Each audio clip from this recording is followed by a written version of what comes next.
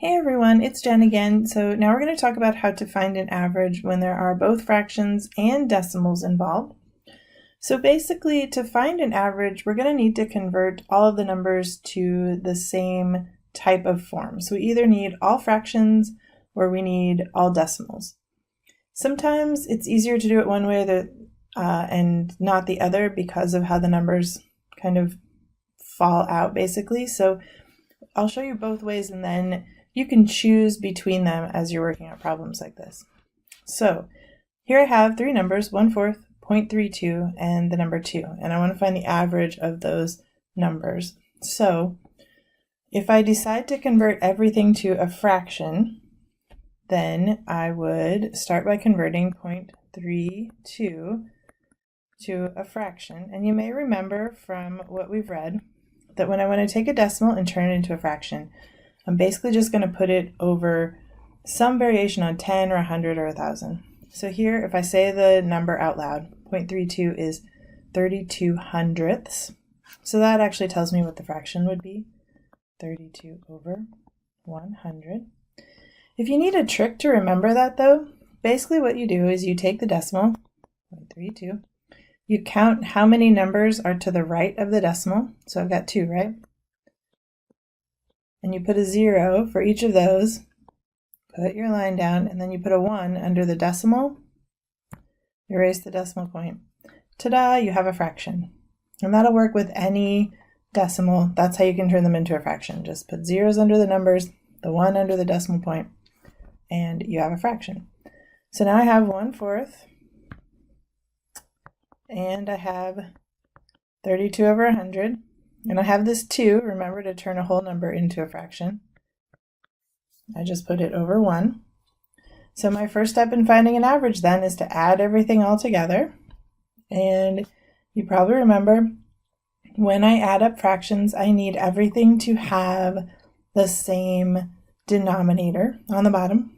So here, I'm going to see if I have common denominators between 4 and 100.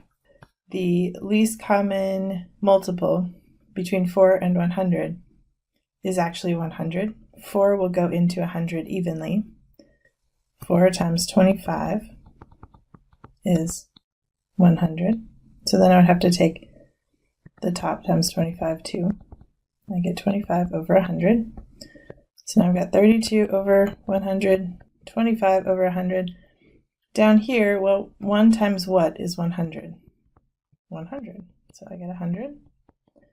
2 times 100 would be 200. So I'm going to end up dealing with kind of a big number here, but that's okay. It's going to work out all right. So let me give myself some room to work. I end up with 100 plus 25 over 100 plus 200 over 100. And I end up with 257 over 100. Okay, so now I've added them up. We're not done yet. We have one more thing to do, right? So when we find an average, the first step is to add all of the numbers together. The second step is to divide everything. So remember when we're dividing with fractions, we will be doing some reciprocal work, right? So I want to do 257 over 100 divided by 3. Because that was how many numbers I had, 3 over 1. So I need to find the reciprocal of this one, which means flipping it upside down. So I end up with 257 over 100 times 1 over 3. So, well, luckily 257 times 1, that one I know, right? It's 257. 100 times 3 is 300. So now I look at this and I see, is there anything that would go into both 257 and 300?